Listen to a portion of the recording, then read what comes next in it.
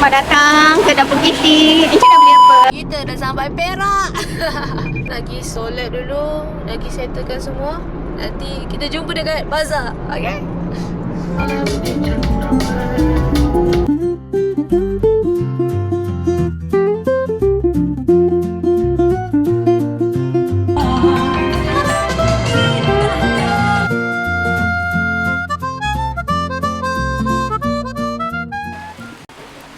Kak jual apa kak?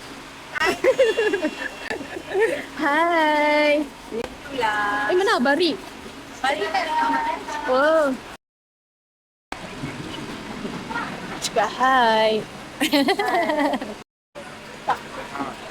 Hai semua. Nak tahu tak? Pakai itu connect dengan handphone buka tutup.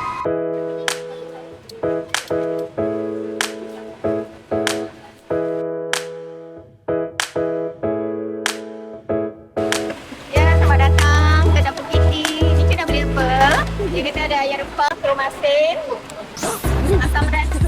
Kepada ikan pari. Mana ikan parinya dek? Tak ada pun ni. Ni ikan pari. Ikan jedah. Tepi. Dan ni daging turtle. Yang imut sekali adalah popia. Kemur dia. Popia tak kuat. Pas. Kaya. Jadi,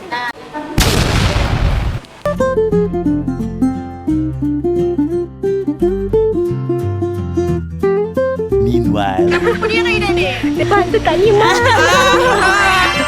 Ada aja di mana-mana. Dia kalau gini dia masuk saja. Naik, pergi RM30 lagi naik. Kamu tipping lah. Kamu tahu tak? Kami tak nak retort kamu punya. Sama dah. Okey, baik. Ada apa sama tak? Kalau saya tahu tadi saya pakai kostum. Hantu Kak Limah viral. Okey? Kak Limah nak menjual rendah. Buang. Kayu ada kayu. Benda ni susah nak dapat. Akhirnya. Pulang. Pulang.